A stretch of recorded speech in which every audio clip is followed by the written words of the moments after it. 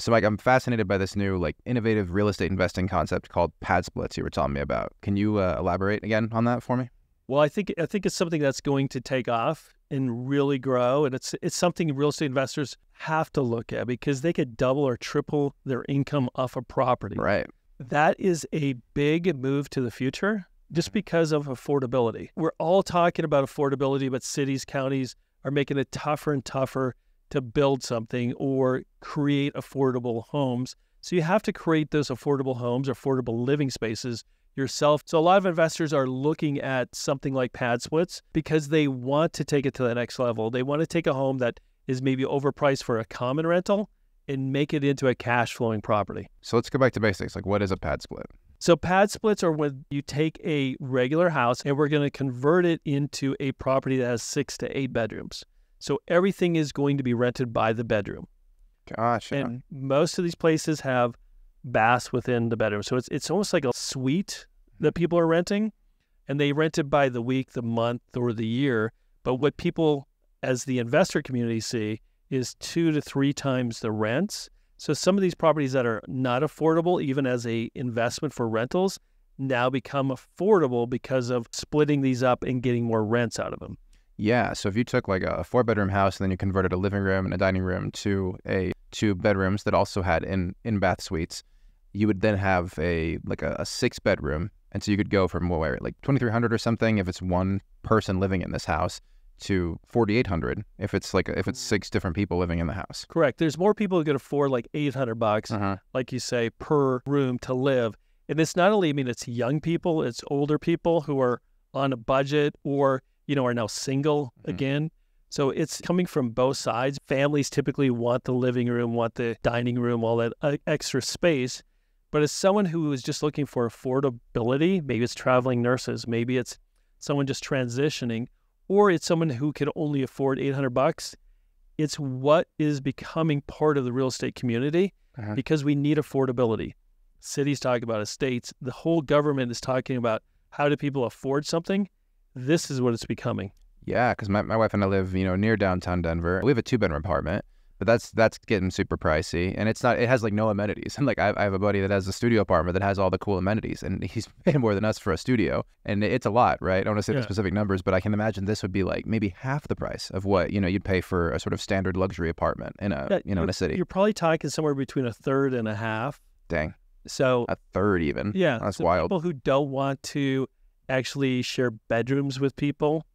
Typically what a PadSplit looks like is, like you said, they convert everything into bedrooms except the kitchen. Gotcha. So you maybe have a backyard, you maybe have the front area you share in the kitchen, but there's no living room. On a true PadSplit, there's no common living area because they found that people, when there's more space for them, there's more issues that could come up. But it's also that affordability. We're coming back to affordability. If they could put 6 to 8 units in there, let's just call them units because they typically have the bath and the bed and everything else, then they can afford to buy properties in areas where people want to live, like downtown. Right. Like a property is, $800,000 in downtown Denver, even a smaller one. I know. And you're going to get $23,000 or $3,000 a month in rent. That doesn't make sense for an investor because you're not going to make money. Double or triple that, now it makes sense. Yeah. And it also fills a need for what's happening out there, which is more affordable living that people could come, go. There's also so many people who just don't want to take care of a house. They want to rent. They just want a room. And this is what is becoming more and more common. Yeah, the classic draws for apartment living, but more affordable because for a lot of people that's getting not affordable anymore. Yeah. It strikes me a little bit like, so I'm thinking about, again, where I live, downtown Denver, there are a lot of these big Victorians and a lot of square footage that people don't really want quite that much anymore. And it's in an in-demand area. So people will separate one big house into like 4 individual apartments. I'm realizing this is slightly different than that, right? It's like there is still that shared kitchen space. And instead of 4, you could have 8 because every single bedroom is like a studio apartment. Correct. There's companies out there like PadSplit.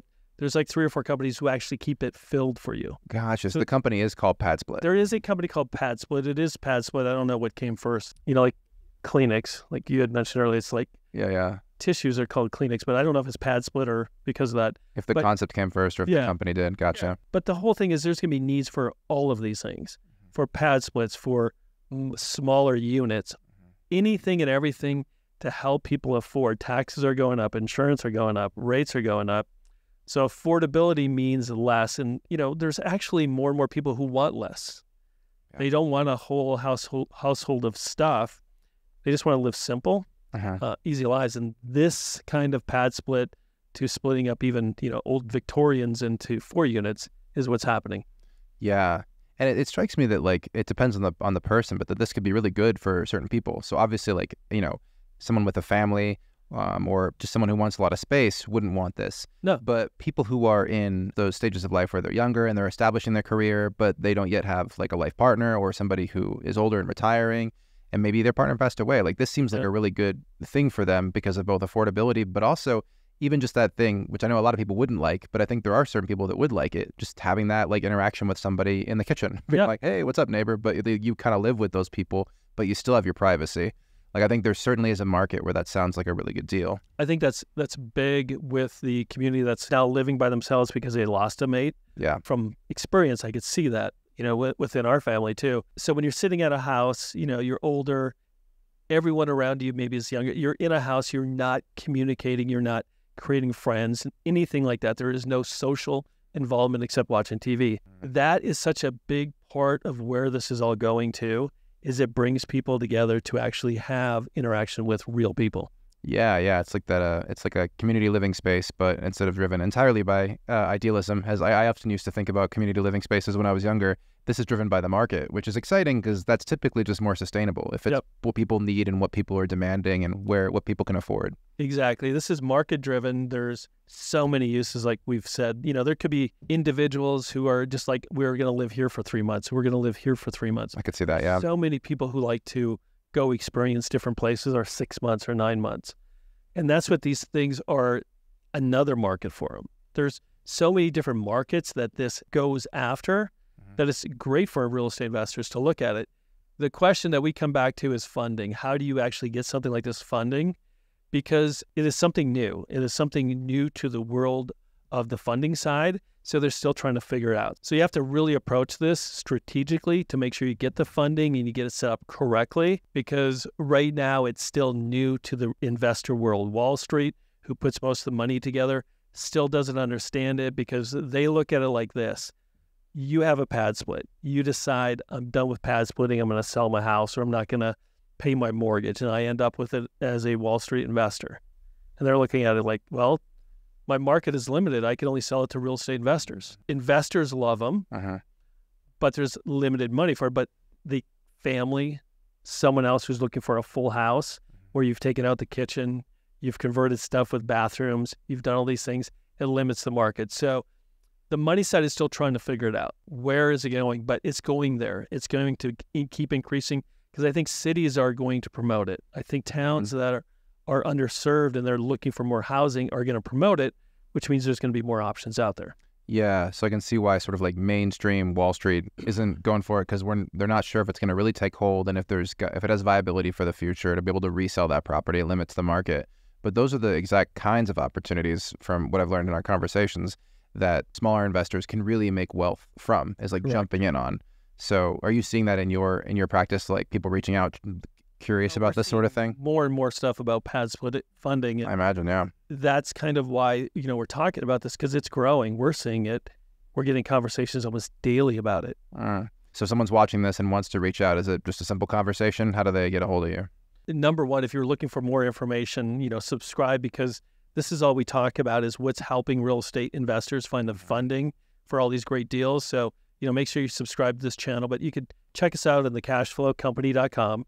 There's a way to reach out to us there, or just email me at mike@thecashflowcompany.com. Send us a deal. We'd be glad to review it. Set up a time if you want it, and we could go over what you're looking for. Awesome. I love that you guys do that, where they can just email mike@thecashflowcompany.com. If they have a deal in the works and they've done their homework, like, hey, this, what do you think about this? I like that you're open about that, because that would be super useful if I was, doing that sort of thing. And the other thing we're about to do is we're going to start doing a weekly Zoom kind of call, talk about DSCR loans, PadSplits, private money, fix and flips, where especially people who are just getting into it could go over some of the basics. Awesome. So detail-wise, what are the funding options for PadSplits? So I always tell people, like, in this market, when I'm looking at something that's new and growing, my strategy is get it funded before you split it up. Because if it's just a regular single family and you're using DSCR, you're using conventional banks or whatever, get it funded on a 30-year note before you split it up into PadSplits. That would be my number one strategy. Number two, we have options, especially under the commercial option for DSCR. There are a few options out there for PadSplits. They're growing daily. So I'd say in a month or two, that'll be more common. And then if you're looking at a refinance, you already have a PadSplit, you have 12 months experience, you show the numbers, we could either use bank statements or just a P&L from your company. So there's ways that we could use the income from the property to refinance it. But if you're purchasing it, I would purchase it and get it, financed before you actually start splitting everything up. Gotcha. Okay. That surprises me. So the strategy is like a conventional loan for a house as it is, and then go to split it up. Yeah.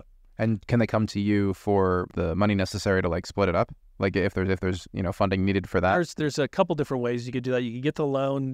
Typically if it's conventional DSCR, you're putting 20 to 25% down. You could get a HELOC on that. You could borrow some extra money. But if you're purchasing it in its retail, you could do all of those things. If you're doing a value add, meaning you're buying something under value, you're going to fix it up and then refinance it, you may have to leave it somewhat ready to go, but still looking like a regular property, because you can't have typically appraisers go in and check those things out. Once you get a loan, once you're 6 to 12 months in and you change it, if you buy a property and you're living in it and you get an owner-occupied property, then you change it to a rental, that's all legal because your intent was not to do it. And once you get in there and you keep making your payments, who cares? The only problem that ever comes up is when people stop making their payments. PadSplit, you do it right, you're going to make so much money, you're going to want to make your payments, you're going to want to pay it off, you want to buy another one. So do it right, make your payments so that the lender is happy at the end of it too. Because all they want, like we've said before, is to get their money back. If you pay it down, pay it off, they're happy with whatever you do. So are those all the steps then? That's everything about, how to go through the funding for a PadSplit? PadSplits, like I said, it's limited right now. You could use traditional banks. You could use like a bridge loan for 2 years to get your income up. Like I said, there are some commercial DSCR products out there for the DSCR. It's really shopping around. It's really finding the people who are in the PadSplit area. Like we are getting more and more daily products that can fund these kind of deals. So reach out to us. Once again, go to thecashflowcompany.com. Find the companies who are focused on PadSplits because it's growing and you want to get in before everyone else does too. Yeah, 100%. Be on that early edge. Yeah. This is where you're going to create the wealth with properties that just did not work before. Awesome. Well, thanks, Mike. PadSplits. That's awesome. It is. And it's going to be the future. Heck yeah. Thanks. Available.